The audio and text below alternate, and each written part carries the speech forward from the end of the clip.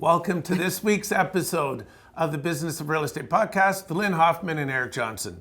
Today we are talking about the pitch, more specifically your elevator pitch. Do you ever find when you get introduced to somebody and they say, "What do you do?" Do you often say, "Well, I'm a realtor"?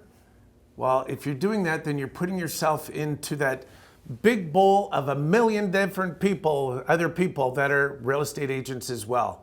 So how do you stand out? How do you differentiate yourself? That's what we're going to be talking about today on the Business of Real Estate podcast.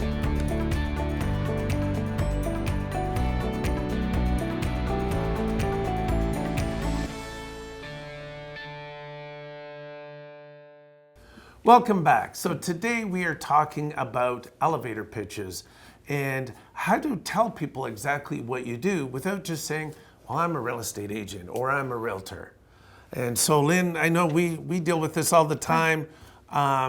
Agents come to us all the time trying to differentiate. Like, how do I differentiate myself? And the one I hate is, I care about my clients. Because everybody says that. Yeah. It's really not a differentiator. No. But the pitch, you and I have talked about this, it is like, it's the way you introduce yourself, and those first few seconds make a difference, doesn't it? Well, let me just back up a second here. Everything Eric just said is absolutely correct. But the elevator pitch is a term that was used, and the way it came about was if you got into an elevator at the first floor and you were both going to the 10th floor, between the first floor and the 10th floor, you engage in a conversation, and by the time that other person walks off at the 10th floor, they know who you are, what you do, how you do it, and any other little tidbits that you want to throw in there. But it happens very fast. Elevators move fast. So 30 to 45 seconds, and statistics show that people make up their mind about you within that same time frame. So you have to be short and succinct about what it is you're going to say. So the challenge here today is we're going to give you some ideas on what you might say, but your challenge should be to have your elevator pitch and ready to go at the Starbucks, at the coffee shop, any other place you might go when somebody asks you, "What do you do for a living?" Mm-hmm.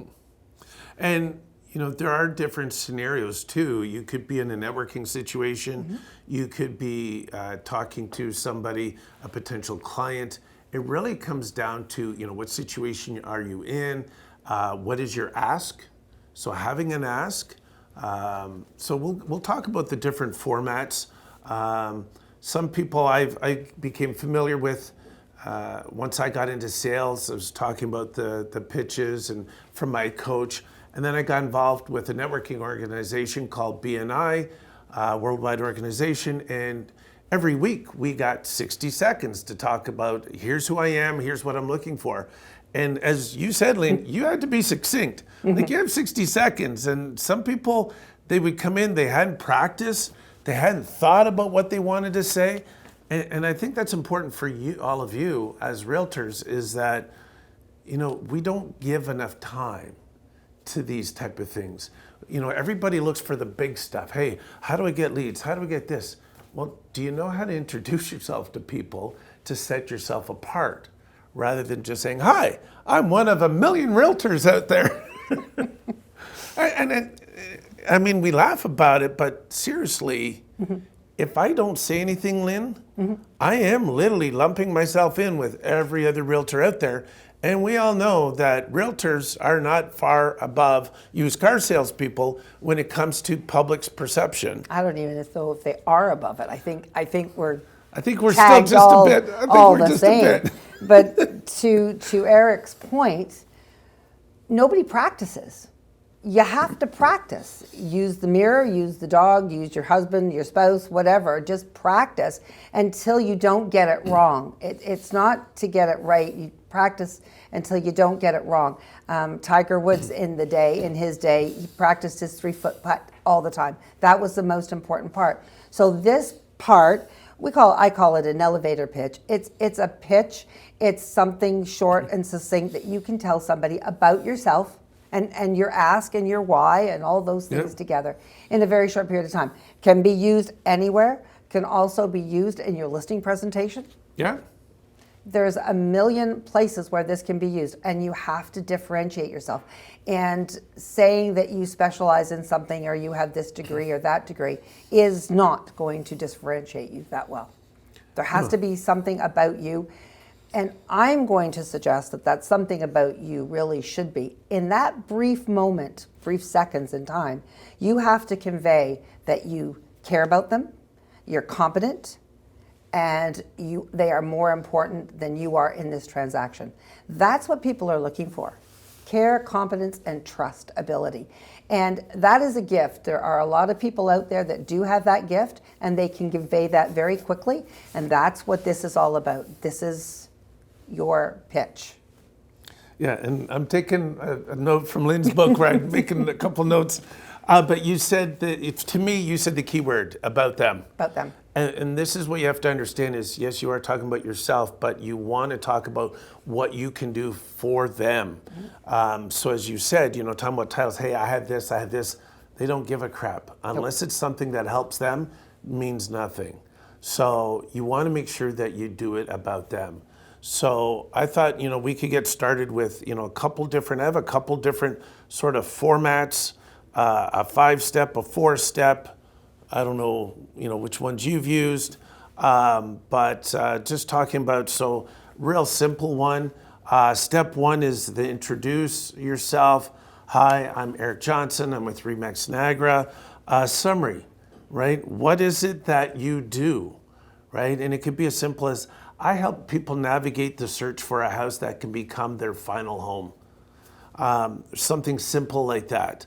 What do you want, right? So if I'm in a networking situation, I might say, I'm looking to connect with people that are looking to become empty nesters in the next 6 months, or something like that. Whatever it is you're looking for. I always talk about triggers, what triggers people to buy or sell a home, but I could also be looking for connections to tradespeople to build my network of my business. I could be looking for connections to mortgage. I don't care what it is. What do you want?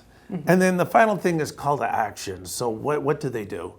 So, that is whether it's booking a meeting, calling them, contacting them, or contacting yourself. That's the simple 4-step one. Pretty simple. At least it sounds that way, guys, until you go to do it and you go, yeah, I never thought about that. Right? Yeah. Like, as we said, and you have to practice because it just sounds so wooden. Hi, my name is Eric. It's got to become natural. And you got to, if you practice it enough, you don't think about it. It just comes out. And that is correct. And that's where scripts change into dialogues. And dialogues should be something that you're comfortable in saying. One of the things that I just wrote down when Eric was talking was, really, a realtor changes people's lives. They help people navigate through some very difficult times in their life. And any time a person moves, usually it's because of a circumstance of life. So saying that you help people change their lives, but the whole key to this is, in this very short moment of time, you have to be very believable, very honest, and I also believe a little bit vulnerable in that moment, that you show your empathy toward them, and what you do is all based on caring about the client and the experience that they have. These folks are going usually through some difficult times, whether the children maybe don't want to move, father's being transferred, mother's being transferred to a different location, different job. There's a death in the family. There's a divorce in the family. Any one of these are stressful times. So when you're talking to somebody, I think it's very important that they understand that you're there to help them. They are the priority. And because you are such a competent realtor, which you can show them on other occasions, I don't want you to sit there and itemize all the things you're competent at, but you have to show them that they have to believe in you. So you have to be a little bit sold on yourself. Yep. We've talked about this before. I am sold on myself. If you're not sold on yourself, if you don't believe you're the best person for them to work through this change of life with, then you're not going to sell it to them in 30 seconds. So you have to be very comfortable about your own capacity that you do. No, for sure. And you talked about that. I forget how you phrased it, but for me, immediately what came to mind was helping. What problems do you help solve, right? And we've talked about this before. How do you get through in the noise? See, the whole thing here is I need to cut through and get people's attention pretty quick. As we said, just saying I'm a realtor, it's like, okay. But, and literally that's in their minds, that's what happens to the typical human response. So I got to come up with something a little bit different. And so we've talked about how do we cut through all the noise in marketing to get people's attention, and that's through needs, wants, and what problems do I help solve. So when you put together your pitch and you talk about it in that framework, is that here's what I help people achieve, and it's because I help them solve this problem, or this is what people want this, and I help them achieve that. Whatever it is, that is the format. One thing, and because I talked about that 4-step, here's the 5-step. So if you want to add a little bit extra, a little bit different, and I changed up the wording. So the first one is the hook. We got to get that hook. What gets their attention right away, and then value. What value do I bring? And then the extra step here is the evidence. So saying that, I've helped these people in the past, especially when you get into, say, a referral group, a networking group, you get that opportunity and showing, it's just like if you're using testimonials. Why do you use testimonials, right, on your website? And Lynn, testimonials are just a great way of having other people show or prove your authority that you know what you're talking about. So giving that evidence, and then, what's your differentiator? And then again, call to action. So 2 slightly different plans, introduce, summary, what you want, call to action. And the other one is hook, value, evidence, differentiator, call to action. So there's a few different ways you can do this. There's not just one way. No. We know that. Yeah.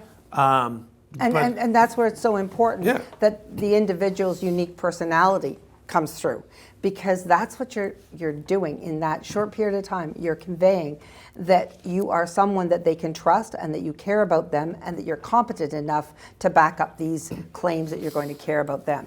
It would be like somebody asking Eric and I, we have a podcast. Yeah, we have a podcast. A lot of people have a podcast. Why would you listen to our podcast?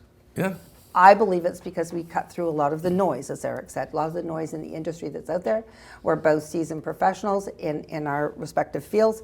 We care about our people, and we demonstrate that to our people every day. We're also competent, and we have items that we bring to the table that show our competency as well. But that you have to, pull that all together in a short little package and convey that. So again, confidence in yourself.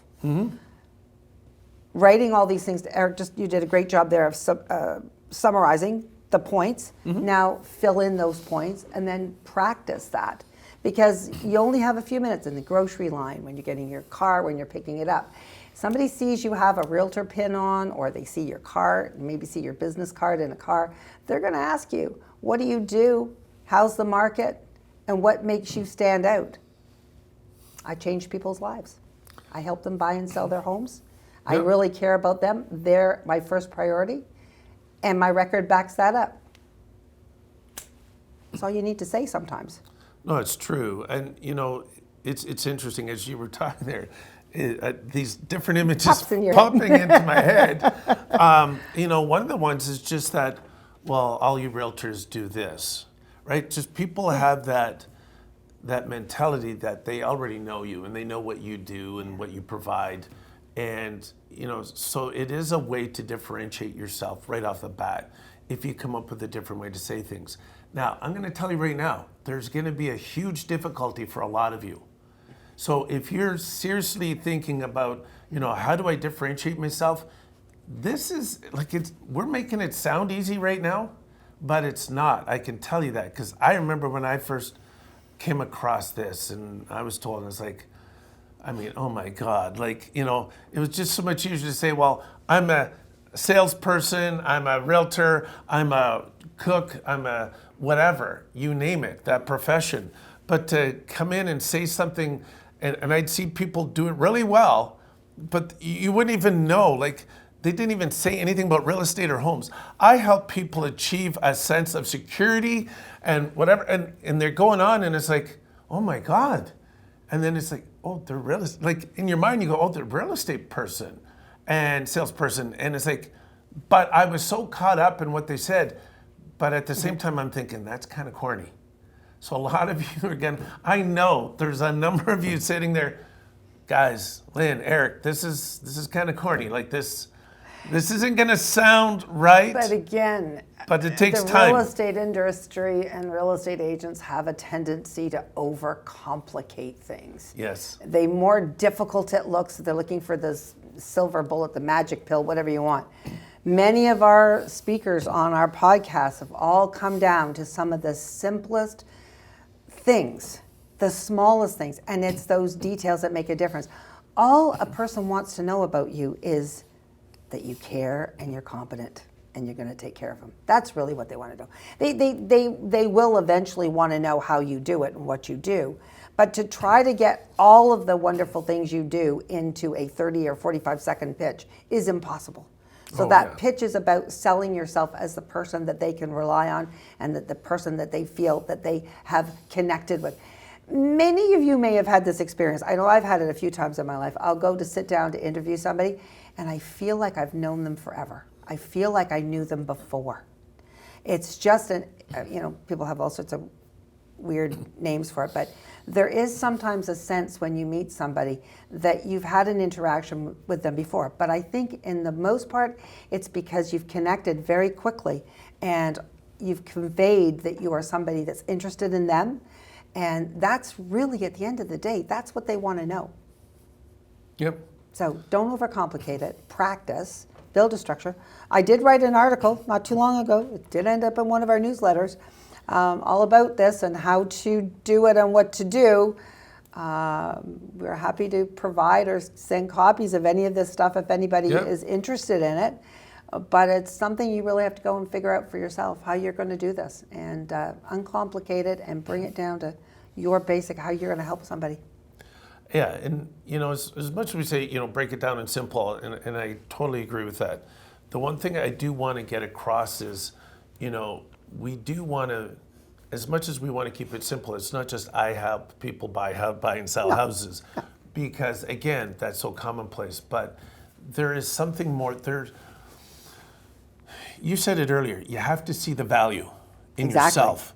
Yes. And you have to see, for all of you out there, you have to see the value in what you do and what you bring to the table and what you provide. It's more than helping people buy and sell houses, right?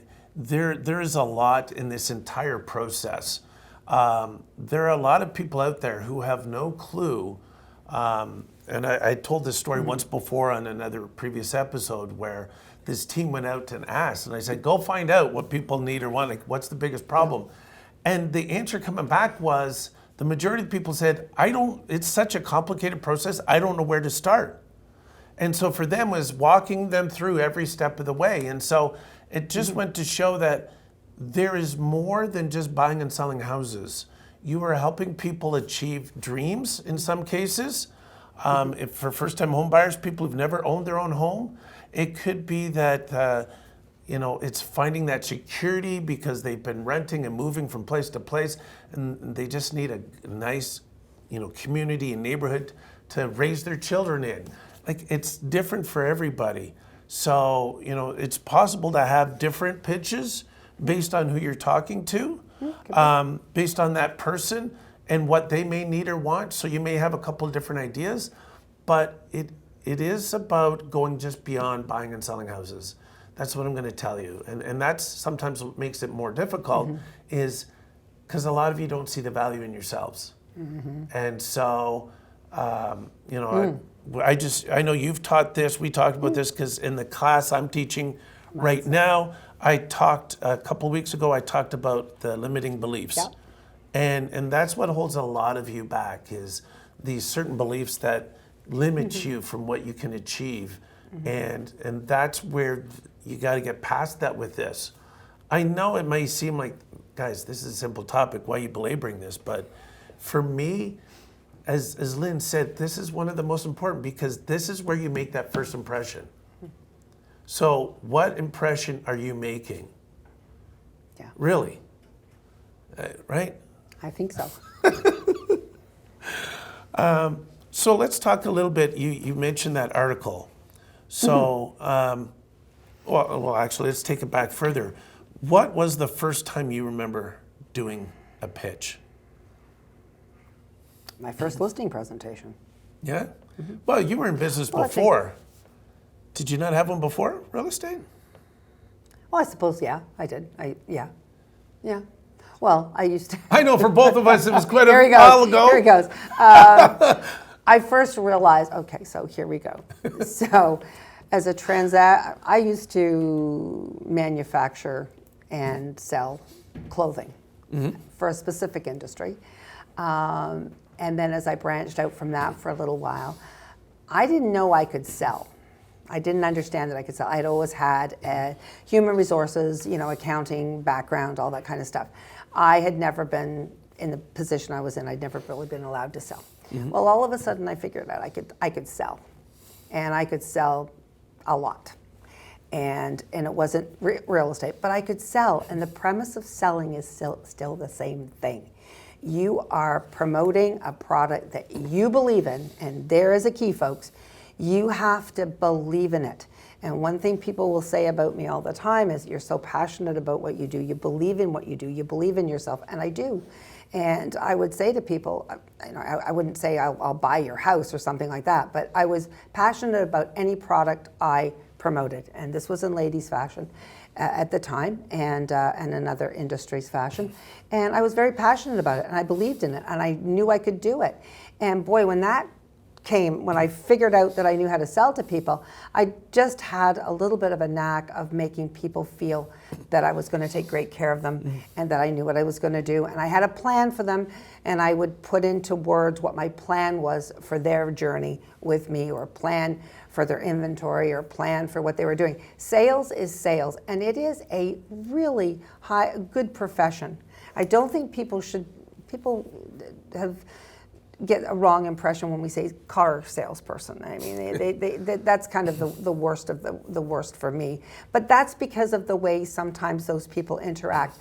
And believe me, real estate agents that are transactional can interact the same way. Yeah. But if you're going to be a relational realtor, showing that you care is probably one of the biggest things you can do.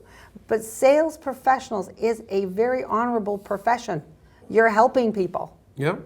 With either decisions on this, that, or the other, but you're helping move them to where they want to go to. It's not about you. It's not about the awards you won. It's not about the last deal you won. It's about how you take care of your people. It's not complicated to me, Eric. No. I'm sorry. No. I know it's not. But if you haven't done this before, it becomes a little difficult at first because it just seems... Because you're looking for it to be difficult. Yeah, and sometimes people also struggle.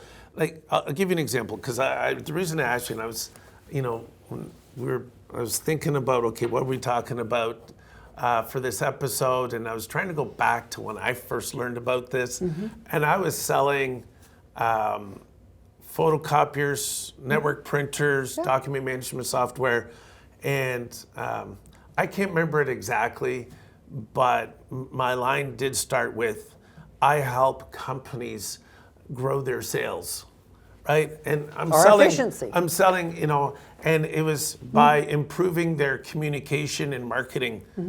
And people are like, oh, wow, that's interesting. How do you do that? Well, we have these network printers, we have fax, these machines that print and fax, these multifunctionals. We help you be able to pull up your invoices and contracts like very quickly at the snap of a finger. Because back then, it was 20, 30 years ago. I mean, we still had paper files, most people. But it was a different approach, was just by going in. And I could have said, I sell printers, copiers, and fax machines. And that's what, and here's the funny thing is, one of my bosses got too fancy. And made it way out there where people like, I didn't know what you did. And she had people she knew went and bought a machine from somebody else. And she goes, but that's what I do. And they said, but you got so fancy in your words, and she didn't expand like we were talking, right? The call to action and asking them what you're looking for, that she just came up with this, really, she thought she was so clever, but nobody knew what, because she didn't go further and didn't do the other steps. She had the first two down and stopped at the first two. And then people are like, oh, wow, that looks, but well, I need this. I'm going to go talk to this person over here. So it's important to go through all 4 steps or 5 or whatever you choose, but you got to finish it off and let them know that here's, you are in this business. But it was interesting is that she went back just to saying, I sell this. I go, but you still need that differentiator. Yeah. So You do. I get, at the beginning you might say, well, I'll just stick with this. I'll work on that differentiator and that call to action. Okay, great. Then do that. Right? And then once you get that down, then maybe look at changing a little bit instead of just saying, I'm a real estate agent, is putting something in place of that still lets them know that you are a real estate agent, but you're much more than that because you bring a lot more to the table. Yeah. And I think that's, like you said, I mean, it is simple, but we also need a little bit of extra oomph. Oh, absolutely. And I think that the average consumer, the average client, person out there, not everybody buys and sells homes that often. Sometimes it's been a lot of years between the buy and the sell. I really don't believe they understand everything that our realtors put into these transactions. I don't think they understand. I would call it the heart of it, and the care and the responsibility of navigating all the different issues that come along with a real estate transaction. And somehow in this very short period of time, you have to let people know that you can take care of them and navigate all those. There's nothing wrong also, you said an ask, there's nothing wrong with, in that 30, 45 seconds, asking if they are working with a realtor or do they know a realtor or they would, do you have a realtor? Somebody may say yes or no. If they say no, then there's nothing wrong with saying, well, if you want any information about the real estate industry, I'm happy to provide you with that. Here's my card. A lot of us have e-cards. That's very convenient. I would always suggest you carry a few cards of the old-fashioned kind in your pocket as well. And also have an e-card to tap somebody's phone and stay connected with them. So there's nothing wrong with it, with an ask in there as well at the end. But basically what we're talking about here today is not your listing pitch, although it can be part of it. But this is mostly about when you're interacting with people out in the general public, when you're trying to describe what you do, who you are, and what your values are, and why somebody should consider you as a potential realtor or to refer you as a potential realtor to somebody they know and care about. Yeah, it's really about that introduction. Yeah. When you get introduced to somebody or you have to introduce yourself to somebody else, I know it seems like, man, it's so trivial, it's a few seconds, but it does make a big difference. First impressions. You can does. never, Exactly. you get one chance to make a first impression. One chance. And, and this is a perfect opportunity. You talked about that ask at the end. I would say to people, it could be as simple as, would you like to discuss, how the market is affecting the price, the equity in your home? It could be, trying to get them to sit down with you, or you could be looking for a referral. There's many ways to go about that. It depends on what your ask is. But really, this is just a great way for you to introduce yourself, set yourself apart right from the beginning, and then let's get into the conversation. Right? And you get into that conversation, now they have a different, view of you because you introduce yourself differently than 99.9% of the other realtors out there that they meet. And isn't that what you want? Yes, right? It is. It is. How do we set ourselves apart? Yeah. So, any last words? No, I think we've kind of beat the point. Yep. I think everybody understands it. If I just say one thing, practice, please, practice. Take a video of yourself. Take a little 30-second video on your phone and play it back to yourself. And you won't like it at all. You'll hate it, but keep doing it until you get it the way you like it and you're comfortable with it. And just practice. Yeah. Practice and practice and practice and hone your skills and believe in yourself, because I believe in you guys. I believe that you're very important. I don't think there's anything going to take your place, but that's that human part of it. So be human and put yourself out there and let people know what you do. No. So, I mean, it is a short and sweet one this week. Like we said, it's just a great way to introduce yourselves. And we hope you enjoyed today's episode. Please, as usual, like, subscribe, follow. We thank you for joining us again on the Business Real Estate Podcast. And for Lynn Hoffmann and myself, we wish you all the best, and we'll see you next week.